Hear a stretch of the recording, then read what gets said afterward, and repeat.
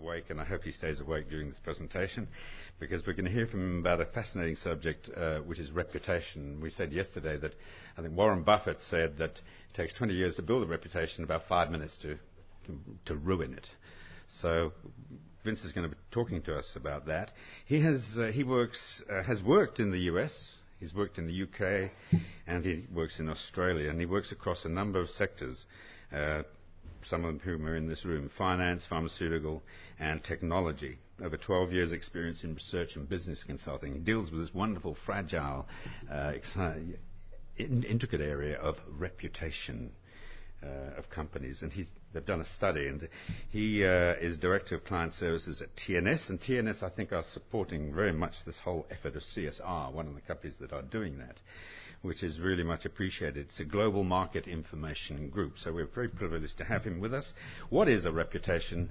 Let's hear from Vince. Please welcome him.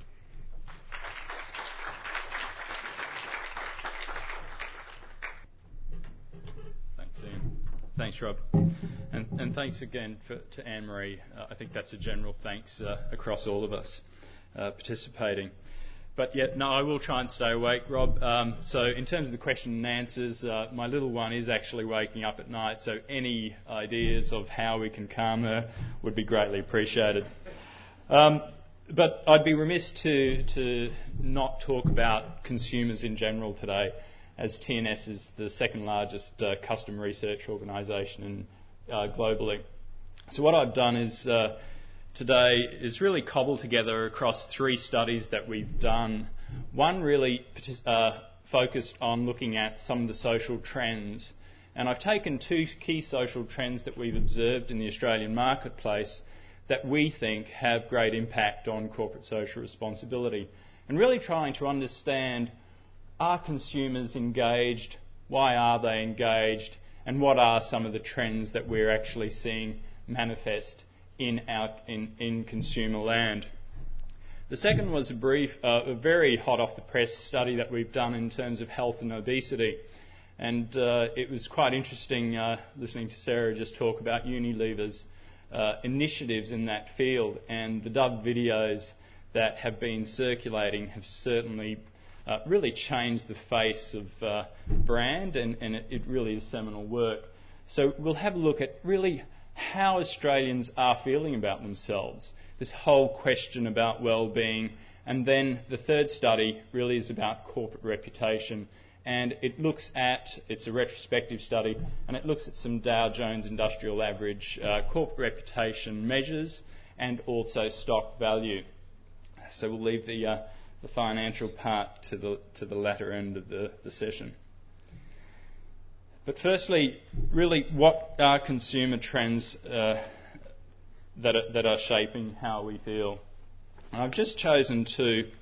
And the first is we're seeing a greater need and a yearning for this whole area of stabilisation. And it's manifesting itself in terms of people becoming more socially responsible,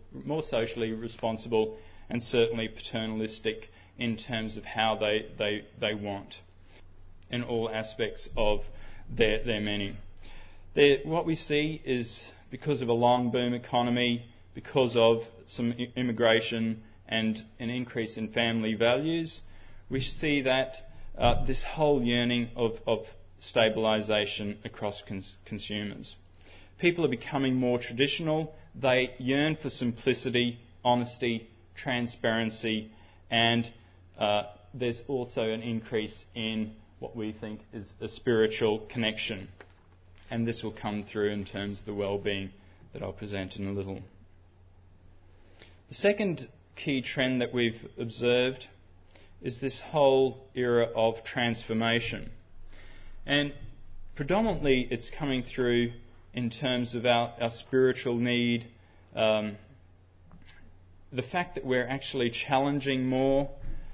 We're going into a trend where individual rights are becoming more and more wanted, and it's the whole increase in education and enlightenment and naturalism that we continually get exposure, predominantly through technology increase.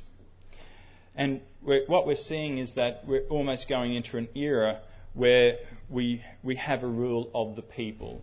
So consumers are feeling more empowered, they want more simplicity and so forth. So people will fight for their rights, and they do that across different areas. For example, when they purchase a product, they'll look at how it was manufactured, who it was manufactured by, and so forth, and hence the corporate social responsibility going through there. So where do we see ourselves as a society? Are we actually feeling good about ourselves? Is corporate social responsibility something that's on the radar of the normal consumer? So well-being, where are we now? Over 1/3 of Australians consider themselves to have high levels of well-being, and only 7% have low levels of well-being. So at the moment, irrespective of where we are, Australians are actually feeling fairly confident about themselves and also very good about themselves, irrespective of their circumstance. When we delved down into this study, we saw that there are 10 main themes that determine our well-being, ranging from income through to gender, levels of stress, sense of belonging, employment, and macro issues. It was quite interesting when we asked and delved down in terms of consumers' response as to what is determining their well-being, that we saw a wide-ranging dimensions that came through. And today I just want to focus on two of those, and that is the macro issues and this sense of belonging. And I think this whole area of sense of belonging comes through over and over again, and an increasing trend that consumers and Australians actually want to belong to something. There's this increased sense that we need to be connected in what we often say is a disconnected world.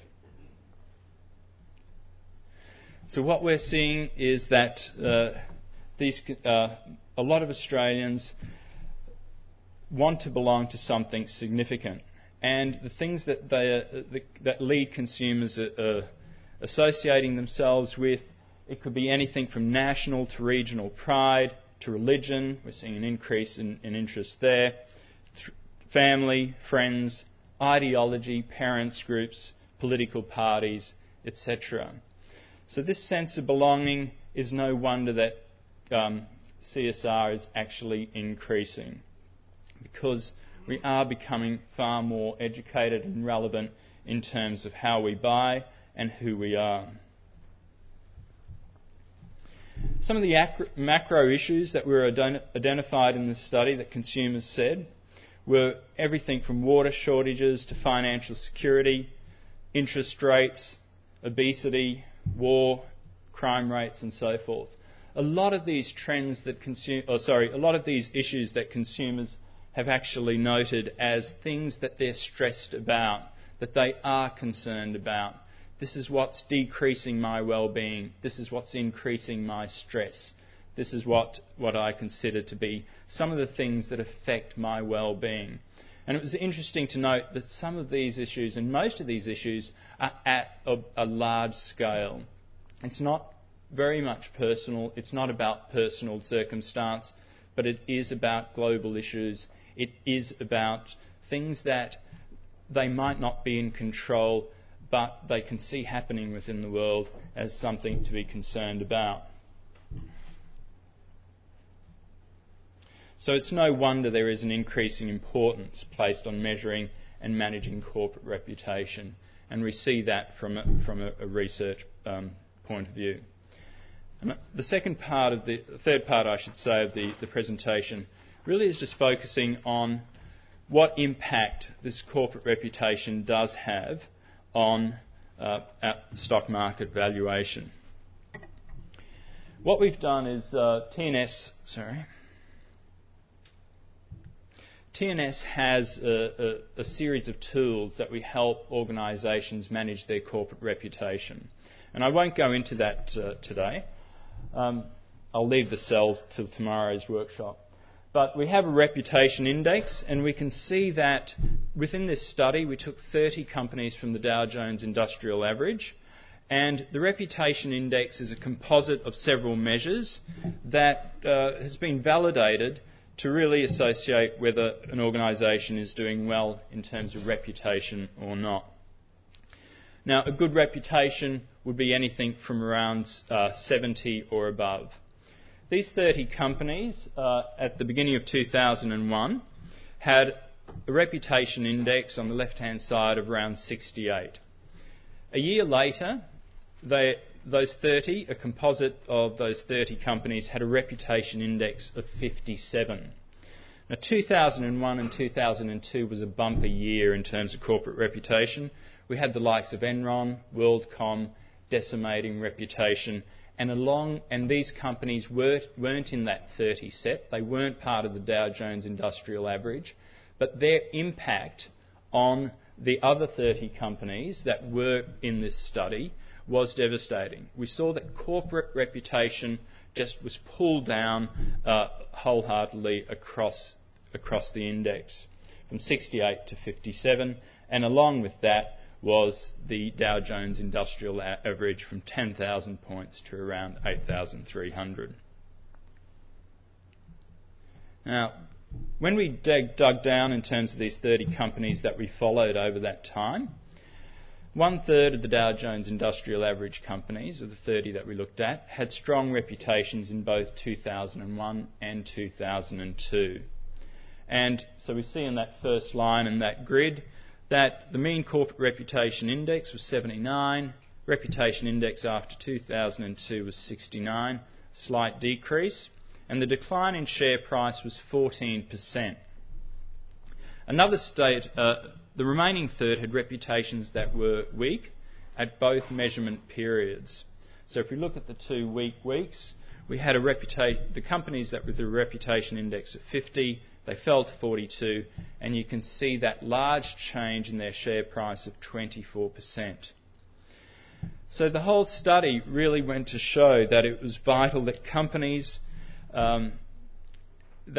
corporate reputation had this buffering effect in terms of mitigating a decline in share price when other issues were actually impacting on the share price. For example, the WorldComs and the Enrons.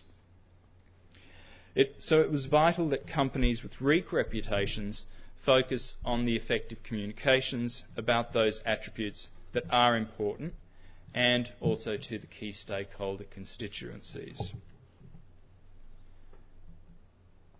And what we've done is also, and I'm sorry about this slide, what we also do within our reputation tool is look at the attributes that make up corporate reputation for organisations. We measure that along 3 dimensions, and we think those 3 dimensions are fairly critical. On the left-hand side, we look at stated importance. So we ask stakeholders across the different constituencies to rate companies in terms of these attributes as to how your company is performing and how important those attributes are from a stated perspective. Now, that stated perspective will give us some indication as to what needs to be communicated and what needs to be highlighted in communications in improving your reputation. On the vertical, we actually derive that importance. Now, so we have 2 measures of importance in terms of those attributes. Those in which stakeholders state that are important and those that are actually important. So we look at the relationship between your overall corporate reputation driver and also how important, statistically derived, those attributes are in driving corporate reputation. So we have the 3rd dimension is how you're actually performing on those drivers. Now, irrespective of the messiness of this slide, what we found is overall... Sorry, before I move on. So what we have is a quadrant here where on the top right-hand side, they're your core drivers. People are saying those drivers are important and it also is important in terms of driving corporate reputation. Depending on your performance will depend on whether you have to improve your performance on those attributes. But they're absolutely critical in driving corporate reputation. Certainly.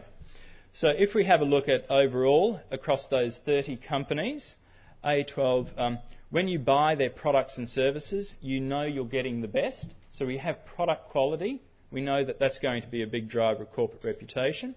We have A13, you can trust anything with their name on it. And A14, the company does a lot to keep its customers satisfied. And lastly, the company is fair and ethical in its business. It's interesting that we've got fair and ethical alongside customer satisfaction and also product quality. So we cannot lose those dimensions when we're focusing on a company's activities. And I guess that's the key message. So corporate character attributes like trustworthiness and ethical business practices impact reputation to the same degree as product quality and customer satisfaction. And depending where your performance is will depend on how you need to focus on those attributes. But it's a message that keeps coming through and through the work that we do. So in terms of the primary tools that TNS uses to build a corporate reputation for an organisation, we use an index which is an indicator of a level of excellence in reputation, and that really is just an index. But we really need to understand how we're performing across the different stakeholders that impact on your reputation, and that could include journalists, consumers, non-consumers and potential consumers, through to suppliers, through to buyers and so forth. A 360-degree approach is highly recommended. We then focus the activities that really will optimise your company's reputation, both from a stated perspective, so which attributes should you be talking about in the press, and which attributes and which drivers should you actually be investing in, should you actually be focusing in. They're two different attributes. They're two different drivers. You can have something that is stated as incredibly important by your stakeholders, but we would challenge that in saying, is it actually a driver that has a relationship to your corporate reputation? And that's where you'd get the statistics involved. And then finally, we're always recommending market relative. You have to compare it to competitors and benchmark to understand your strengths, because as anything in business, it needs to create value from your activities. So lastly, and I'm preaching to the converted, I know, we need to recognise that your corporate reputation is already impacting on your business. So symptoms that we often see is, why is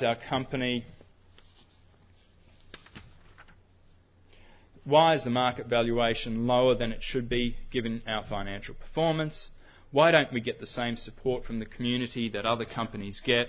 Why is it difficult for us to create strategic alliances with potential partners? Why do the media keep bringing up problems we resolved long ago? So recognise the corporate reputation is already impacting your business. Measure your overall corporate reputation, and we'd use a composite index that incorporates dimensions constituting corporate reputation. And be certain that the index is reliable and is valid, such that there is impacting the bottom line. Include company-specific attributes, and also identify the stakeholders, constituencies that need to be included, and plan for subsequent tracking waves and establishing action plans from a corporate communications perspective, but also from an investment perspective as well. And I'll leave you with two quotes. One from William Shakespeare: "The purest treasure mortal times afford is a spotless reputation."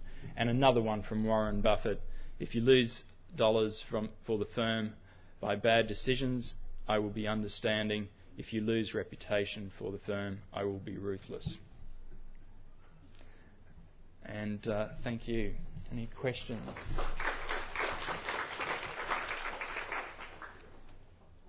Hi, I'm Kylie Tink from Edelman. And yesterday afternoon we did a similar presentation looking at stakeholder expectations of business. And I guess just to say that our results almost directly mirror each other in terms of those top 5 criteria. But the question I've got for you is, recently we've had 2 quite high-profile large corporations in Australia working with us, and their mentality is more that, or the challenge they keep putting to us is that corporate reputation doesn't matter. As long as my brand strength is there and people feel good about my brands, they don't care about me corporately. What would you say to those clients? Yeah, absolutely.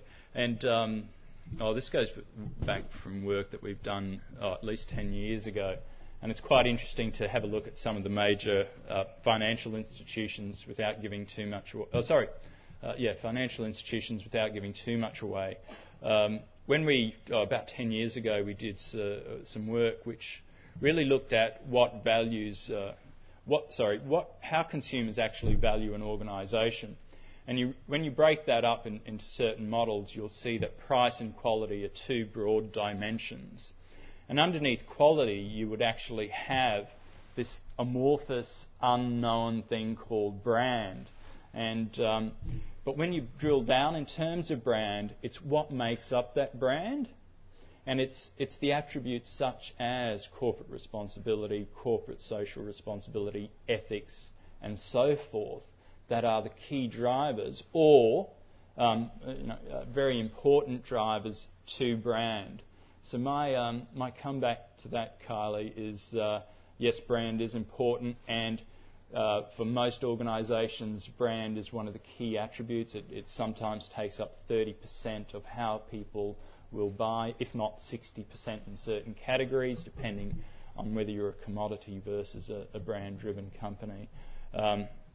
So yes, brand is important, but we need to make sure that corporate reputation is the key part, because it underpins a lot of what the brand is all about.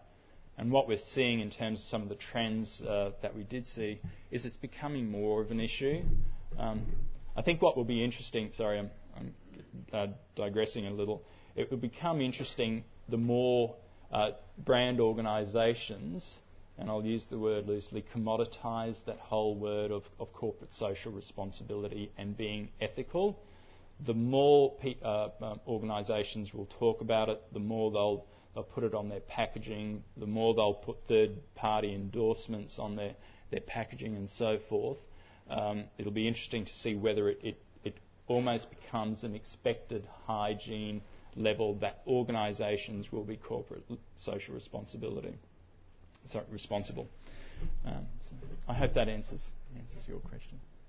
Hi, I'm Sarah Campbell from Phillips. I actually just had a question about the particular survey that you did. I'm just wondering, if you did it perhaps in a different year, do you think your results would have been a lot different? Because I thought the Dow Jones on a whole was quite down at the end of 2002 during that time. So just curious how you take into effect those kinds of situations.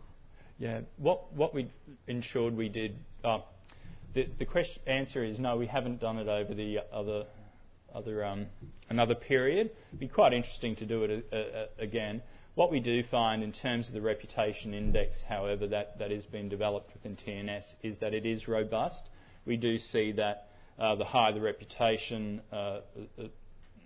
across certain investor groups, for example, the more likely they're going to invest in your organisation. The Dow Jones was down at that time, but 2001, 2002 was particularly a poor year given the Enrons and the WorldComs.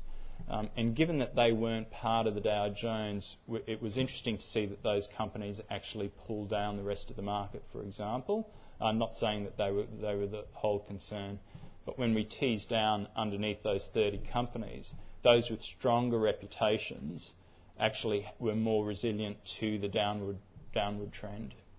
Thank you. Gillian Rivers, just got a question about your 360-degree approach. Were you actually auditing a number of the staff within organisations? Because my own experience is that there's a divergence of ideas about what's happening in a company between senior leaders and the general staff within an organisation. And if the general staff are not audited or their opinions sought, management's ideas of what is actually happening in reality are two separate things. So are you actually measuring that within organisations? Absolutely. It's something that we come up with time and time again, is the disparity between what managers believe versus to what other staff believe, for example. And that's how we'd always approach an issue, is to try and get across the different layers of an organisation their input into how they perceive the company is actually performing on certain attributes, whether it's corporate reputation or satisfaction or commitment to their organisation. And that is what the action planning is all about, is trying to understand where those gaps are, identifying those gaps so managers can then address them and staff can address them as well. Alison Atherton from the Institute for Sustainable Futures. I was just wondering if you have a sense from the core reputation drivers of what people understand by ethical, because it can mean quite a lot of different things to different people, and I wondered if you put some description or definition around that word in the survey. Yeah, there is, and underneath each of those broader areas, there's a whole slew of statements which we define. So in terms of product quality, for example, there's a list of attributes that we get stakeholders to actually define. So it's important that, and I won't answer your question directly in terms of what defines ethics or an ethical organisation, because it's going to be different for each of the different organisations and also across each of the different stakeholders.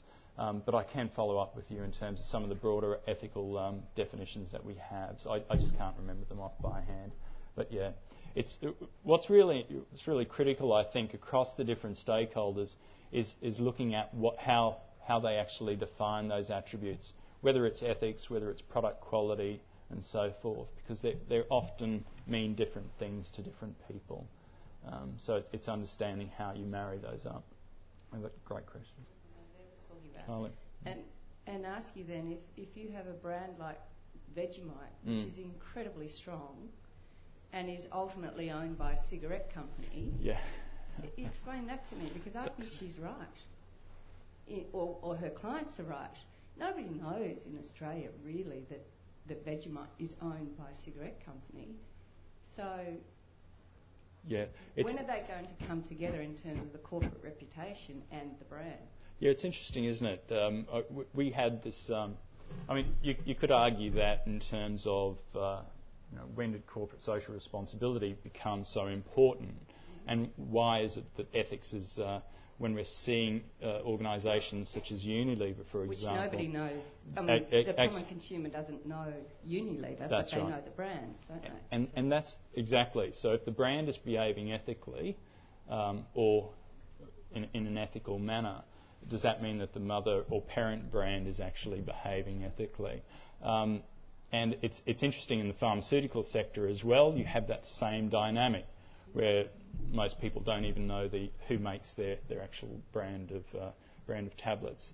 What's important is that when it's going well, the association isn't there, but when it's not, I'll give you a particular example.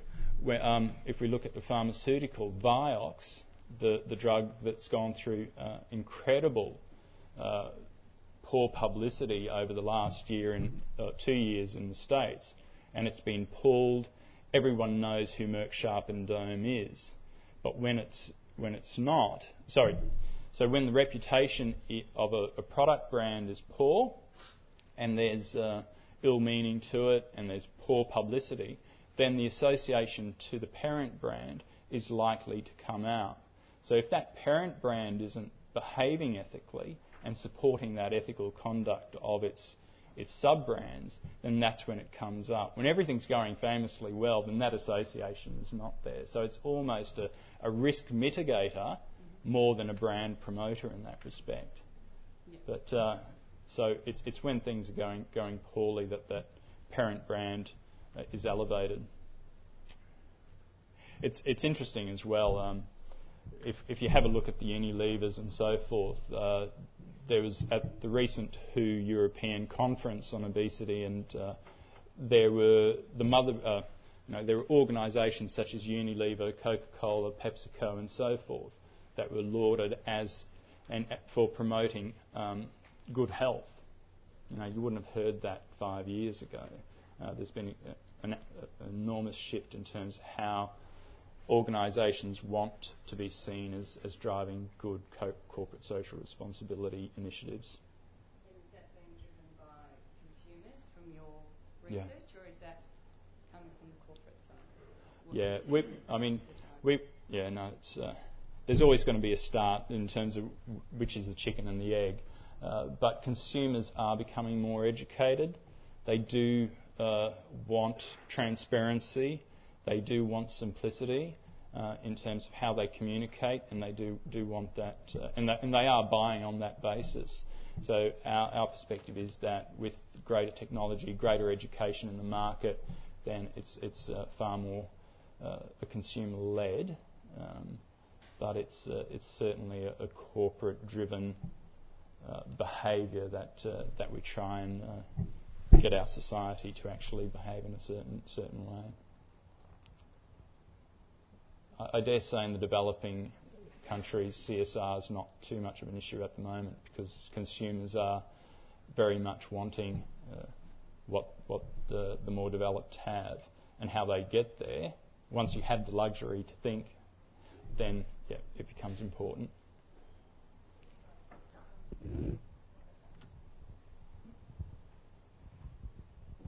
Sorry, Vince, it's just one more question. On the list of the macro issues that you gave us, are they actually the consumer rankings of what is most important? How frequently do you think those flip over? Because we were talking yesterday about global warming and the environment as an issue that seems to have come from, it's hit the agenda hard in the last 10 weeks. How quickly do you get that turn through those issues? It's going to be driven by what's in the media and what our circumstance is. I mean, Australia is fortunate at the moment in terms of enjoying economic prosperity, and it has for some time. It'll be completely different if there is a recession and so forth. People would be far more focused on their own personal circumstance rather than what companies are actually doing. We're a feeble bunch. Hello, Hayley Cavill from Cavill & Co. My company develops partnerships between companies and charities. I just thought it was an interesting point to make that even though the relationship between the parent company and the brand may not have filtered down to the consumer, I've seen a big shift in the last 11 years with the attitude of not-for-profits. So 6 years ago, a major health charity was asked to partner with Kraft, and they were offered a lot of money, and they actually seriously considered it, and it went to the board, and they ended up turning it away. But in the last 3 years, I know of at least 10 not-for-profits who have outright refused to even discuss or consider aligning with Kraft because they're owned by a cigarette company. So I just thought that was an interesting point to make. Excellent. That's shifting the balance of power, isn't it? Which for not-for-profits is a welcome sign. Excellent.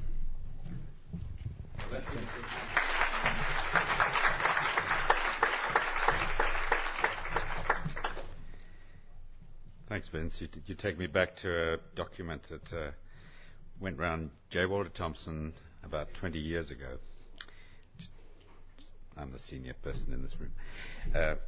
20 years ago, and it was called Blank in the Balance Sheet.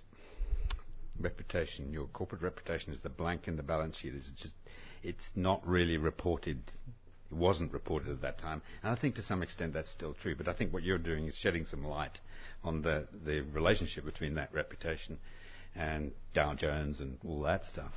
And there is a number around Dow Jones that I got out of a book called Triple Bottom Line, and I've got it here. It's really a good book if you're interested in the Triple Bottom Line by Savitz. It's a great book. I've got it here if you want to have a look at it. There's a sustainability index, the Dow Jones Sustainability Companies Index. And those companies on that index outperform other companies not on the index by between 15 and 25%, which kind of says a lot about sustainability activity. And I think your word, behaviour. And I think we heard from Sarah about behaviour and the behaviour of the Dove brand and how that, and the people working on that brand and the work you're doing in Victoria, for example. Wasn't it Victoria? Really is interesting because that is going to, people are going to discover and experience that. And they will know it's this company doing it because it's personal, it's experiential. I think that's where it's this groundswell.